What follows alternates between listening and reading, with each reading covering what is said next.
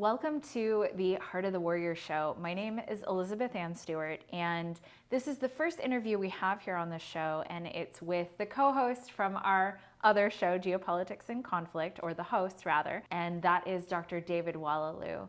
And the reason that I brought David on today is because he really embodies the heart of the warrior. You know, David, you were in the military for how long? A decade? Well, usually I was wearing the uniform for about 2.5 years. Okay. The reason being because the Pentagon called me. Ah, yes. And when the Pentagon calls you, that means there's a specific, Right. That's the reason.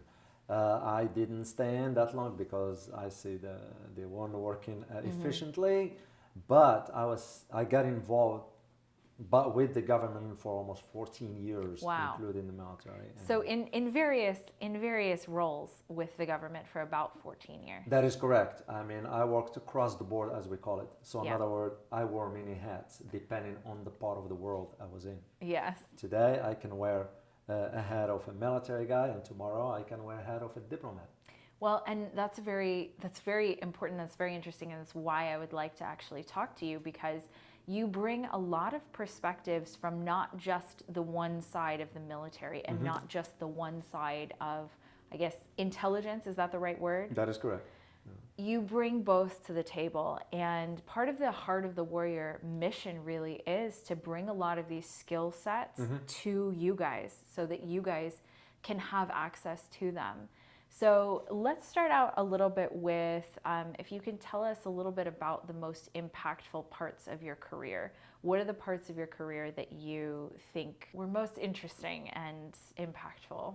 Well, it's very hard to pinpoint the exact one because when you travel around the world, you're going to be seeing or witnessing a host and a variety of people dealing with a variety of situations, problems, challenges, and each one requires a specific response because you can't apply one rule to everything. It just doesn't work that way. It doesn't, So yeah. some of the most impactful one were when I saw, for example, you go to country A, and let's just call it Afghanistan, and I spent time in Afghanistan on the ground. Absolutely. And here it is, we were thinking, oh, we need to go to Afghanistan to do A, and the outcome ended up being B or C or D. And even for me, when I know about the culture of history, when I got there the first time in 2002, and actually I had a dream about it, by the way. It's something I always be connected with. I see things in my dream before they happen. Which I'd like to dive into that a little bit later, because that actually is a utilization of a form of intuition, which, intuition, the definition that I have used and liked the most is that, you have so many different inputs coming at you at any given time, and your conscious mind, which, is the mind that you use to think through things with, you can only actually pay attention to about 7 things at once. Well, the amount of things that are going on around you at any given time are very much more than 7. And so all of that information actually gets processed by the back side of your mind, which is the unconscious mind, and it comes out through intuition. It comes out in dreams. It comes out in some of these other ways. So I would definitely like to talk about that a little bit more later. And that's what happened to me. So I dreamt about it 3 months before, and within 3 months I was in Afghanistan on the ground. Well, the moment I got there, I mean, I read about Afghanistan. I knew about the countries that trying to conquer. We're not talking about Soviet Union. We're talking of way back from the even Ottoman Empire. Right. When Alexander the Great, right? So nobody could. And there's the reason why they call Afghanistan the graveyard of the empire. Yeah. For a reason. So when I saw what I saw there, I became convinced that we're not going to win this war per se. We call it war, even though you ask most Americans why are we getting into more conflicts, they won't be able to provide an answer. Share one of your favorite stories that you've told us before, and that is about an analyst who came and didn't actually want to go into Baghdad. Can you share that story? Because I feel like that illustrates perhaps Certainly how policies are made in Washington. Certainly. Well, given just what just happened in Iraq, in Baghdad, only 2 days ago when they stormed the presidential palace. Yeah. So, I spent time in Baghdad also, a few years back and forth. Usually I will only stay in a country for about 2 months max, and that's it, because I had other parts of the world to be in. Yeah. And this is where that idea of wearing different hats comes in, because there are only specialized individuals who can be in a certain places to do specific things, because they are first trained for that, qualified to do that, and understand the culture where that particular project or operation, whatever you want to call it, takes place. Yeah. So I did spend a lot of time in Baghdad. And one time when an analyst came from the State Department, and it just came up in a conversation because we were part of the discussions as to what the President of the United States is going to be receiving as far as information. And we used to go out to Baghdad because that was the norm for us. You know what you are getting into. This is not a tour for tourists. Yeah, it's not a tourist. No. It's not a tourist adventure. We go as heavy armed as we can be with everything, with that assumption that we might not make it back. That was the norm. And why am I saying this? It's because it is very important to psych yourself that way. So when you hear the first shot fire, you don't panic. Yeah. Because that will be the norm. So anyway, this analyst, we start talking and say, well, we're going to have to send the report to the president. And I was like, can I ask you a question? I said, sure. I said, how can you send a report about something you didn't see physically? Well, we're just going to, compile this and that. And I said, that's what we call delegating from an armchair, basically. Yeah. So you send in a report to someone to make a decision on something that you didn't see the facts on the ground, how this could be. And at the same time, I wasn't surprised at all, because you realize how our foreign policy is structured. It's in the same manner. And I said, well, how about if we go downtown Baghdad? Oh, he said, no, Mr. O, I am not going to go. And I said, well, you will be protected, but at least you get a chance to see with your own eyes. But he couldn't, because the fear took over. And I can understand, I can understand, but then also, isn't it part of that job? I mean, that's what you guys went and did every day. And if this is the report that's being filed for decisions to be made, I mean, don't you think that would be an important... No, unfortunately, within the government, just for the viewers to know, within the U.S. government, there is a hidden fight between entities. The Pentagon is fighting with the CIA. CIA is fighting with the NSA. NSA is fighting with the FBI. It's just the norm. It's a turf battle. And what is the purpose of it? Is the influence. And that becomes the question. Is all this about the influence or about the welfare of the American people? It's because certainly the issues that happened over there, Americans won't be able to handle in the streets here. Oh, there is no way. Absolutely. We just look what happened when certain government issues, warning, whatever, and you see what happened to the supermarkets or the food or whatever.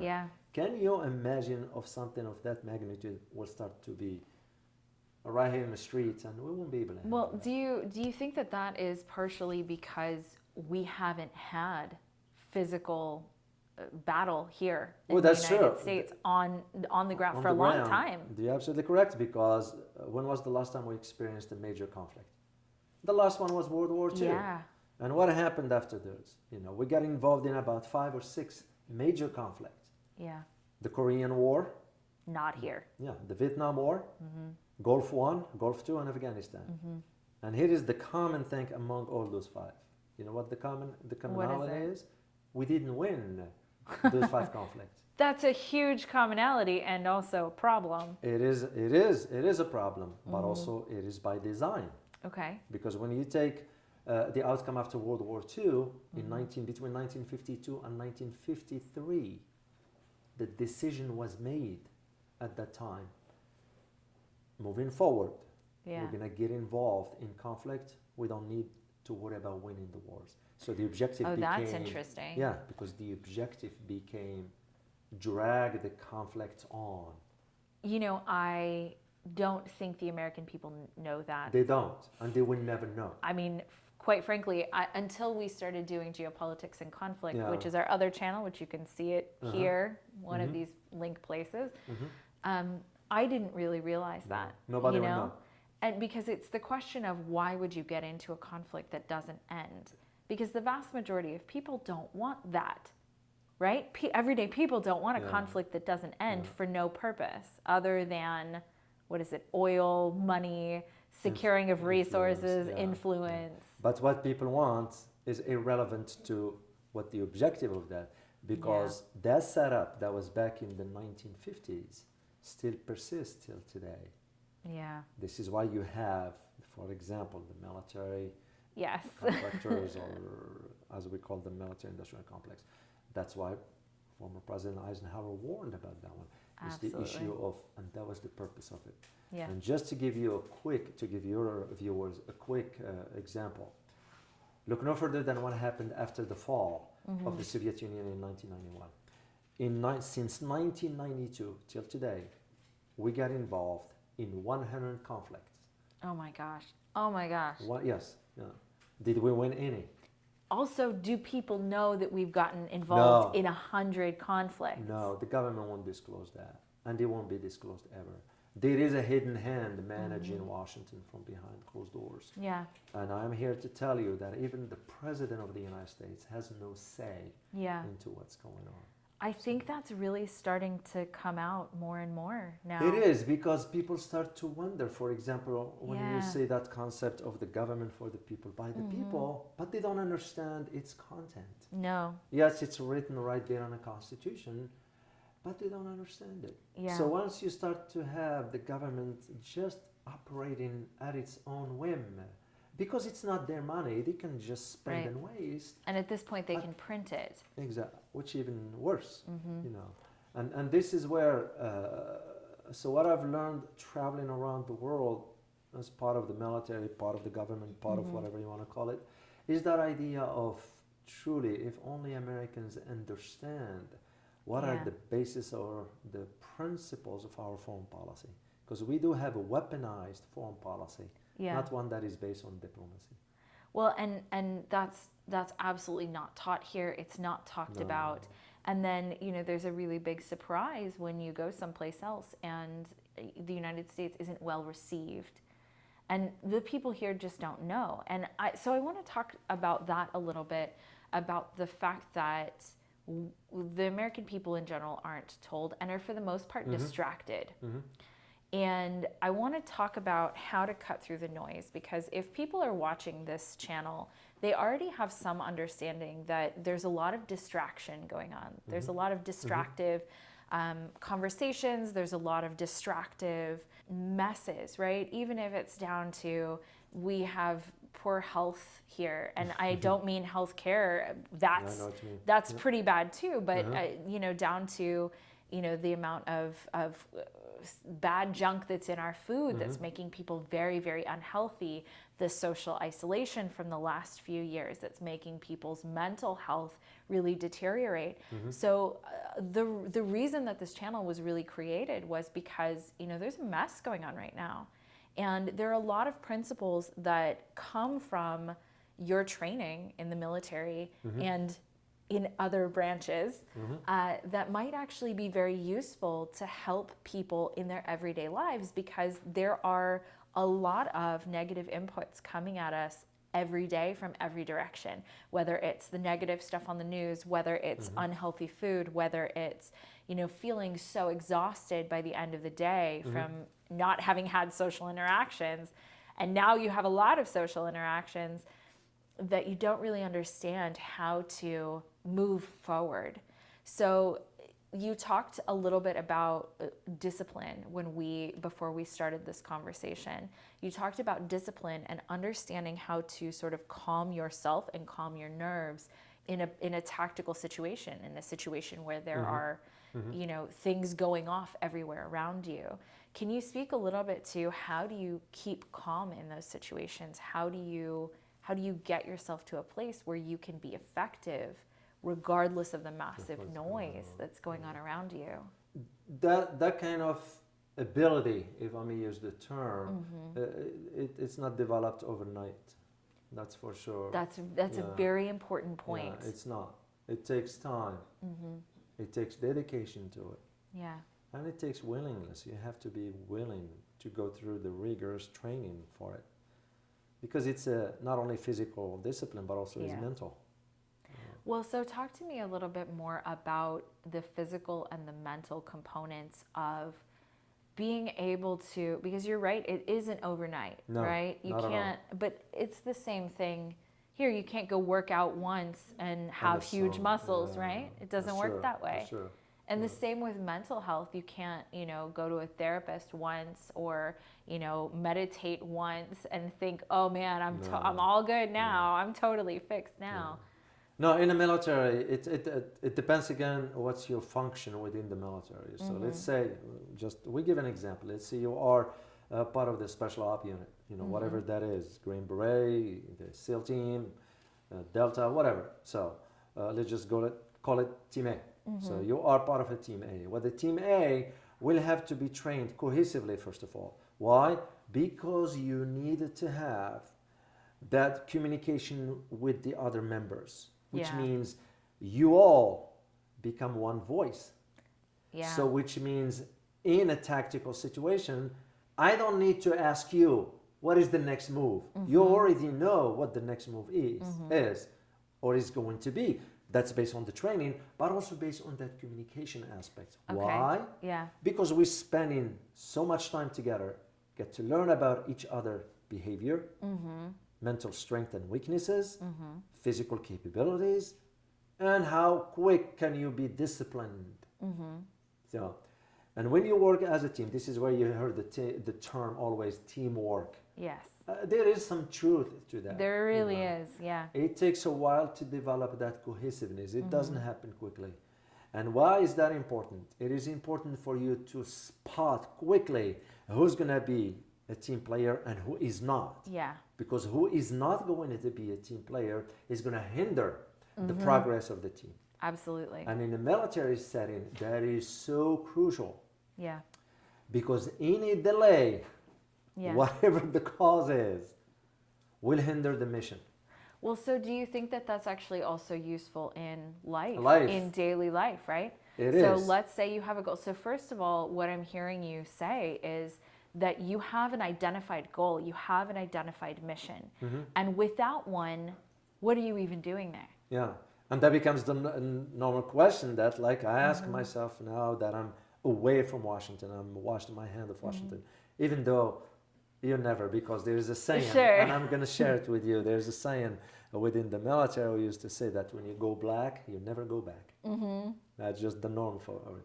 But still, today I get up and I ask myself, I know, it's a funny one. It's funny, and popular culture has turned that into differently. Means something else. No, that one pertains to the special ops. Oh, okay, when you are a member of the special ops and you leave, in reality you never leave. You never leave. The government knows who you are, knows who we are. It's just because you have been trained at a higher level, beyond what you can even imagine. And I'll share this with you without going into details. There are certain types of training we cannot share with any other country on earth, no matter what, ally or not.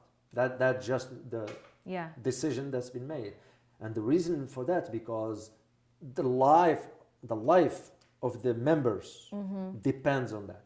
So if we are to share that, you can take down an entire team in no time, because now you know the ins and outs. So that's what I meant by the in absolutely. Ops, so. Well, and plus the experiences probably that you've had. You can't just shut that training off. You can't just shut those experiences off. It becomes part of who you are. So let me ask you this, because everyone at this point has been through some pretty bad stuff, or almost everyone, right? Yes. And I'm not just talking about in the military. I'm talking about across the board. People have bad stuff that's happened to them, right? A lot of wounding, a lot of trauma, a lot of really bad stuff that's happened to them. And how do you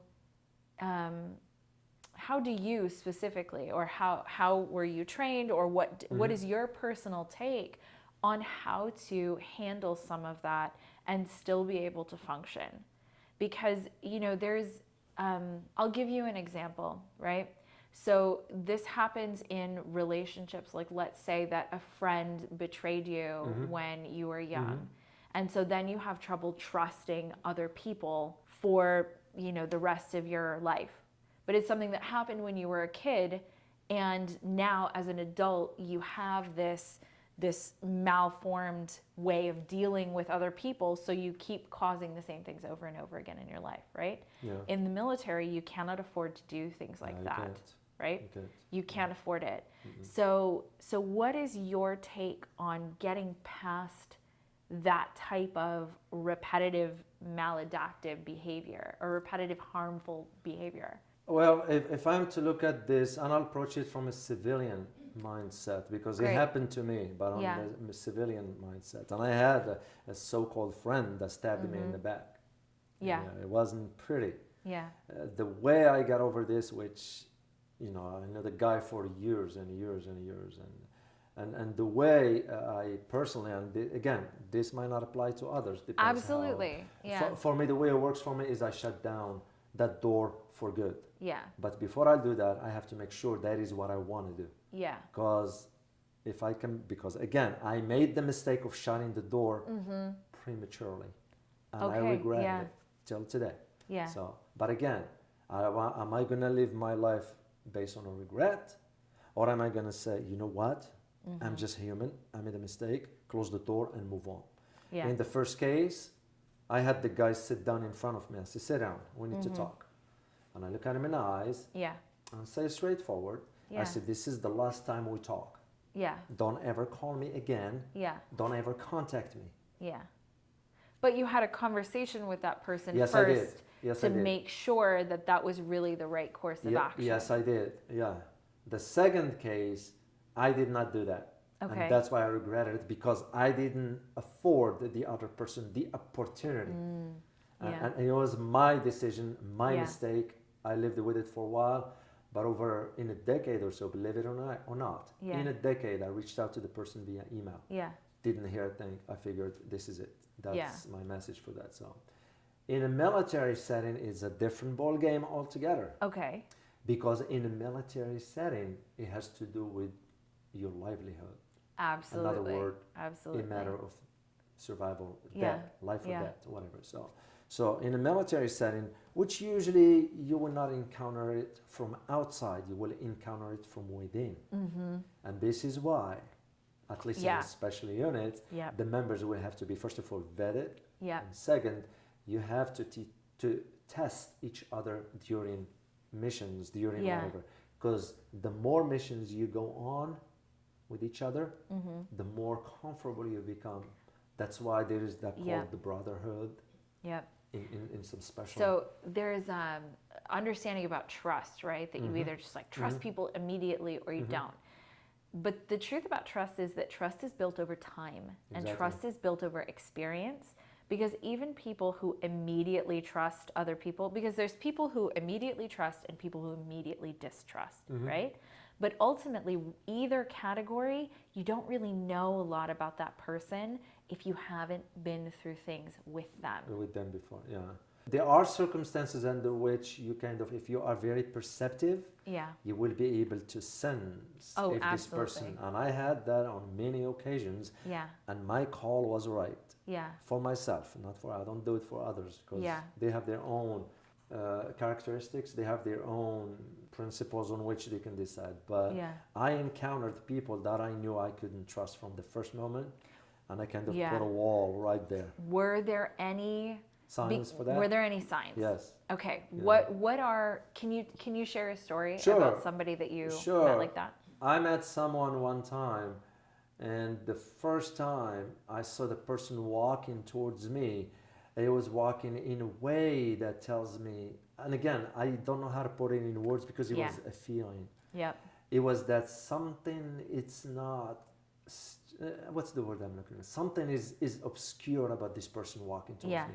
I looked at it like somebody who's not walking straight. He's walking in zigzag. And to me, that zigzag gives me an idea about the mindset. This person can play this kind of, and the moment the person sat across from me close and start asking me some questions because I could see their eyes just flipping and moving too much, and I said, "You know to know, you're up to no good." Yep. And I said, and I said it straightforward. I said, "Please don't ask me those kind of questions." Yeah. So, and the person got it. He understood because it was my instinct pushing on me to. Yeah. You cannot trust this guy. You know, it's by nature for Yeah. us. Some of us in the military, you can't just trust. And I like the story that happened in Afghanistan when that French doctor went over to. Yeah, please share that story. He used to be. It was a French doctor, part of the Médecins Sans Frontières. We call them Doctors Without Borders. Yeah. She went to Afghanistan as part noble cause to help whatever. Yeah. But they had no clue. She had no clue about humans. You gotta understand about human behaviors. Yeah. And there was this little kid close by, and here is smiling, but she didn't read the body language, whatever. When the kids got closer, pressed a button, blew up everybody. Oh my She gosh. was killed. So, and again, why am I saying this? Because I was in a similar positions or similar situations rather in both Afghanistan and Iraq. And when I see a kid walking towards me, I say, "Stop!" Yeah. Right there from a distance. Yeah. I can speak their language, so you give them the command. Yeah. And funny how even younger people will respond to commands. If they will know you know something. Yeah. And that's usually stems from, of course, the training and all that, but also how perceptive you are about human behaviors. Can you go through some of your processes that you use to analyze situations? Because one of the things that I have found the most is that people don't really actually know how to process a situation that's in front of them. So let's say they have a problem in front of them, whether it's a disagreement with a coworker, whether it's, honestly solving just about any problem. They don't really know how to do it. So what type of analysis do you use to solve problems? Well, for that, I start always with asking the fundamental question. Is this about me or about others? Okay. So in other words, am I just acting this way because of something else that is not related to that? Or is it a personal with that particular individual? Okay. And if I don't get a clear answer to that, Yeah. then I am in sort of in the cloud per se. And I usually don't like to be in the cloud because I like things to be clear, to know. So I start with that first question. Okay. Is what triggers this kind of particular behavior or What triggered that behavior with the other person or the situation? No, What no. caused the situation? No, what triggers the behavior within me Got to it. start thinking Perfect. that Yeah, way. yeah. Why Thank am you. I reacting this way to begin with? Yeah. Before I have to look inward first. That's before wonderful. Yeah, you can do Wonderful. it. Because blame is easy. We find it convenient to shift the blame on others because we don't want to look inward. I do the looking inward first before I say anything. Yeah. That's usually that's a basic rule for me, and I apply it to everything. Whatever I do, I look inward first before I say anything. Every successful person I've ever talked to has said that they always look inside first before they assign blame to someone else. Yeah, because you can't do that. First of all, it's not fair. And second, you will be masking the reality about what is the core issue within you, not within others. Yeah. Because everything is from within you. You can either make yourself happy or make yourself mad. When people say, "You make me happy." No, I don't make you happy. I might contribute to it. You're either happy or not happy. Simple as it is, And sometimes, and I had it one day with someone way back, and I said, "Well, maybe you are incapable of being happy." Yeah. And they didn't like it. They didn't like it because it touched the core issue. That's something they weren't willing to face. Because here's the hardest thing. The hardest things for us humans, and again, I could be wrong on this, but over the years I watched the trends. So I came to the conclusion that no, it might hold true. And it's this: we only believe in what we can see and touch. The unseen remains a mystery for us. So it's the same thing with our own thinking. It's because we wanted to blame others because we can Yep. touch the blame Yep. on them because I don't want to look inward. There's the other possibility is I am scared to look inward of what Yeah. I'm going to find out. Absolutely. And that's something I don't fear because that's why I lived my life the way I lived it according to my terms. Is because, you know, I dealt with situations before, I dealt with issues, I dealt with hardships, I dealt with whatever, but I wasn't afraid of facing that and deal with it. Well, I mean, it wasn't pleasant, but you can't run away from it. You can't hide it, you can't pretend. Nope. I was told that I will make a great actor. And I said, why is Yeah. that? He said, because when you are mad, you Yeah. can't fake it, which is good sometimes in acting Yeah. because if you have a scene where you're going to need to be mad, well, you are mad. You know, I learned, so I took acting classes for a couple of years, and I learned more about human nature from Yeah. acting than, I mean, I've learned a lot about human nature from a lot of sources, but man, acting, you have to step into what it's like to be somebody that else. is true. And I did that sometimes when we will do role play Yeah. back in my days in the government. And I had a former boss of mine, I still remember what she said. Oh, you'll make a great actor, David. Yeah. You know, it's because we were into the role play. But those are role plays about life and death. Yeah. You know, it's Yeah. kind of, that's a different genre or category altogether. But what I found interesting about it is that kind of role play helped me really to survive some very, very close calls. How throughout so? them. Because Well, how that's very so- interesting. Well, how so? Because you start to realize, you know, I'm facing two choices here, either me or them. Yeah. So which role I'm going to play? Yeah. Because that requires, you know, you don't have a third option. And there've been situations where it was no third option. Yeah. So you know, sometimes you have to do what you have to do. Of course, you're going to live with the consequences of that. Yeah. But in clear conscious is till you exhaust the other option, you give the chance, you give the opportunity.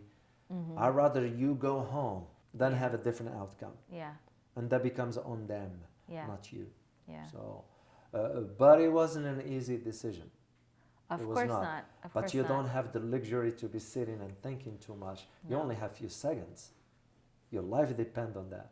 Yeah. So you don't. So you learn to truly adapt so quick to your surrounding Yeah. environments, whatever that environment is, good or bad. Yeah. You have to adjust to it in no time, because you don't have a luxury to wait too long. Because if you wait too Yeah. long, it'll be too late. You know, and there've been situations where decisions will had to be made, not hastily, but it had to be made. You deal with the consequences after, but it had to be made. Well, and in life, you know, it may happen on a slower pace, but that might also be a little bit deceptive, right? So in everyday life, we don't sit and think, oh, every single thing that happens to us is a life or death situation. No. But at the for same sure. time, the months ticked by, and then the years tick by, and then the decades tick by, and it really does become a life and death situation. Like, let's say you've been wanting to get really healthy, right? Like, let's say you've been wanting to get really healthy, or let's say you've wanted to, you know, to start a new job or whatever it is, and then you say, oh, well, I'll put it off. Tomorrow's another day. I'll start the diet tomorrow. You know, whatever it Yeah. is, right? And then a month goes by, and then a year goes by. There are consequences to that too. There's consequences to not making a choice and really dedicatedly sticking to it in life too. And that becomes on the person, because that's where procrastination comes in. Absolutely. And procrastination, at least in my opinion, is an indication of how you are processing information. Yeah. In the military, this is why, and I was in charge of in my unit, you know, you kind of, you know, I had no tolerance. Still till today, Yeah. I still have no tolerance for procrastinations and tolerance. You know, it's kind of, you know, you say what you're going to do and follow through. Yeah, and you do End of it. story. Yep. You know, and people who've been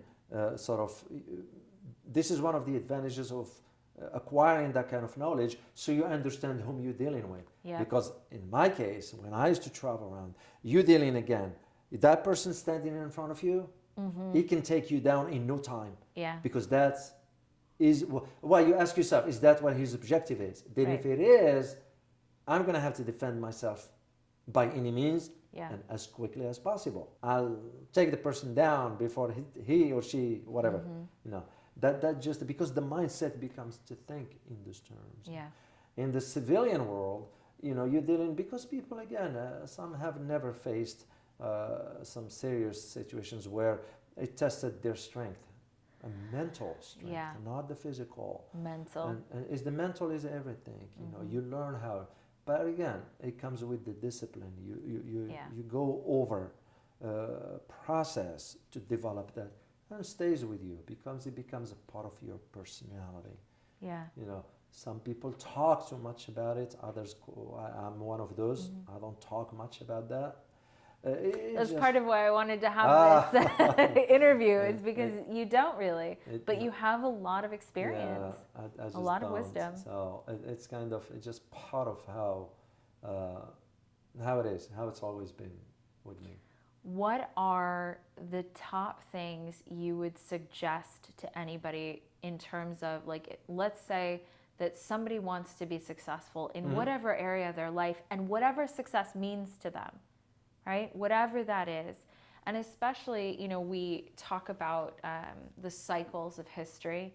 And if you look at, you know, there's a bunch of very smart people doing cycle research right now, but talking about we just finished the unraveling, and now we're in the state of crisis. If you're looking at the researchers that did the fourth turning, right? Yeah. So if you're looking at history in terms of cycle, there's the beginning part that's really uplifting. That was immediately after World War II. Yes. And then there's the awakening, where, you know, you were talking about how everybody was immediately after World War II, everybody was still united, right? United for that common goal and purpose. And they didn't want to fight anymore because they saw what that did.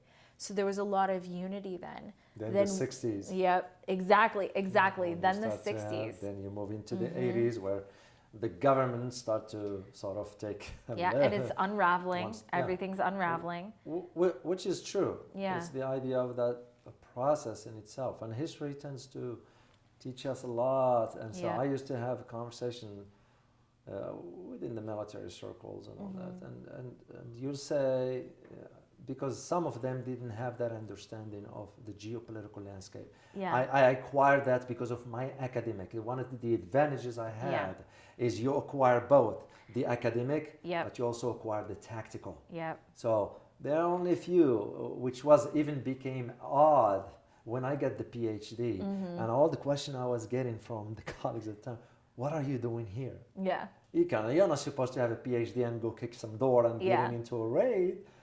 But it wasn't about that. Yeah. It was, at least that's the advantage I had, was both sides of the world that allows me to see things from a different perspective altogether. Yeah. So when I will get into conversation with them, and I will explain to them what the geopolitical landscape is all about, and they start to at least ask some questions, is, you know, so what are we doing here?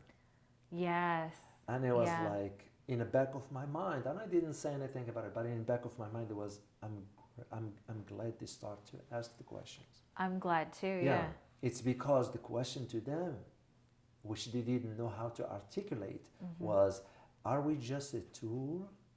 Yeah. And this is where I had to explain to them that the military apparatus is a foreign policy, is a tool in the toolbox of a foreign policy. That's why our foreign policy is weaponized more so than it is based on diplomacy. Well, and that's got to be a hard pill to swallow, right? It was, and I had it especially when I remember I did a presentation in front of some high-ranking military officers. I was invited at Fort Hood, and it was in 2011, if I'm not mistaken. And to my surprise, which I didn't know, because I would not know, there was no way for me to know. Yeah. Here you have all military personnel. It wasn't open to civilians anyway. You can't get in on the base to begin with. And believe it or not, it was about the Arctic. Hey, so we have a show on that. And I talked about that only at the end. I had some high-ranking officers walking toward me to the stage to ask questions. And all of a sudden, there's this guy who spoke, wasn't an American. I could tell. The accent, it was British. And I said, may I ask, where are you from, sir? He said, well, I'm from Britain. I'm a member of NATO. And in the back of my mind was, what is a high-ranking officer from NATO doing here? Yeah. Could it be a coincidence? Seems unlikely, but maybe. I don't know. Yeah. It just, but what was interesting about all that is the questions that I got about the Arctic, coming from the military entity itself. And they were very curious. And in the back of my mind, it tells me that this is how much of a tool that they had no understanding as to why. You know, all they are being told is, you guys going to have to go to the North Pole and do some training. And that's it. Yeah. Of course, excited about wearing all white in the snow and all that. Yeah. But the background story, they had no clue. Yeah. So when I explained to them, well, think of it this way. When you go up there and train, you are standing over $35 trillion of untapped oil and natural gas. They're like, what? Yeah, So- I'm sure it has nothing to do Yeah. with that, right? And right there, so you see the light goes off Yeah. in their mind thinking, oh, so Yeah. we are the tool. A Yes, tool, yeah. yes, yeah, that's what it is. And it becomes that kind of understanding of what geopolitics is all about. And Yeah. majority of us do not. That is the whole reason why we're doing what we're doing on Yeah. the other show. It's just to increase awareness among masses, because it becomes a responsibility for us. Yeah, This is not about showing our faces in front of a camera. right. I personally don't care for that kind of stuff. Yeah, But the question that I ask myself, to go back to your first, the initial question at the beginning, I ask myself when I wake up, what is my role here yeah. on this planet? That's a wonderful question. Because you ought to ask yourself that question. You Yeah. can't be going through life just it's all about me and all that. No, no, no. That's a hollow existence. Yeah, To me, that's a hollow existence. And I really, it became the It norm is. to me to wake up in the morning and ask myself. Doesn't matter, I know the answer or not. I will keep asking myself, because with each time I ask the question, I get a new idea. yeah. I get a new answer each time I ask. So, whatever time left for me on this earth, it would be nice to have so many answers. Yep. And that's what I'm going about it on a daily basis. Well, thank you for that. That's if you guys take nothing else from that conversation, that's pure gold right there. My pleasure. Thank you. And parting thoughts. Anything that you would give people from the training that you've received that works in everyday life? What is the most important thing? Get in shape. Okay. Get in shape, because a great mind is in a great body. And this is not about you wearing swimming suit in the summer or have this macho muscles. No, no, no. It's about being fit, because being fit will truly help you think through and see through things. You know, Yep. healthy, good mind is in good body, whatever the saying that goes. But the physical aspects of it, having a healthy body. When I say healthy, it's not about just exercising. You also have to sleep adequate hours. When I used to work in Washington, I would go to bed at 8:30, 20:30, or a max of 2100 hours, and be up at 04:30. A solid 8 hours is Yeah. very crucial. You have to eat good food. Yep. You can't be snacking on nonsense, because majority have no idea, majority of Americans that is, have no idea about how much the meat industry, beverage industry, food industry are in bed with the government. Yeah. And I'll tell, if I may share just one of quick course. story here. Of course. Back in 1966, there was a study conducted in Harvard. And the study was about the link between sugary drinks and type 2 diabetes. Remember, 1965. Yeah. And when the outcome of the research came out, they did found the link. And guess what the beverage industry did? Provided each scientist with $60,000 back then. Wow. So do the math and see what the yeah, value of it today. Yeah. Because the research has been declassified only 4 years ago. Really? Yes, finally. Wow. And I disclosed it to my students. Yeah. That's why I was able to talk about it. That's very interesting, I'm yeah. still bound by the laws. Yeah, of course. Because Of course. I signed for 75 years. Wow. There is a reason why the Yeah. government tell you to sign 75 years, because they know you'll be gone. by Yeah. then. So, But just to give you an idea, and the beverage industry shut down the research at that time. The outcome. And they're not the only ones who have done it, right? No. And this may have been declassified 4 years ago, but I can tell you that information, people have been talking about it for a very long time. Exactly. So just to wrap it up here, the idea of take care of your health, because your health is an asset that can be replaced. Money comes and goes, everything else comes and goes, but your health is very, very important. Yeah. And that's one thing I really acquired in the military, because military is all about discipline. Yeah. You discipline. Well, one final thing. Yeah. But, talking about discipline, part of what had me create this channel at all is because, some of the most important, best things in life are hard. They're hard to do. They're hard to get. Funny you said that, because there's a saying in the military, hard right and easy wrong. Yep. That's a saying in the military, hard right and easy wrong. It is very hard to do the right things. Yeah. It is easy to do the wrong ones. It is. So one of them is taking care of your health, because it requires discipline. Yeah. And discipline is hard to acquire if you don't train your body on that. Yeah. But it's worthwhile, and that's the thing, right? Everything is hard because being unhealthy is hard too. So being healthy is hard and being unhealthy is hard. Choose your hard. Choose which hard thing is really actually the thing you want. Exactly. Because both are hard. You're going to have to deal with consequences in either direction. So choose your hard. I'd rather deal with the healthy one. I would too. Indeed. And I worked very hard on that. Indeed. Thank you, David, so much for being here with us. My pleasure. Thank you guys for watching. We'll see you in the next video. Bye for now.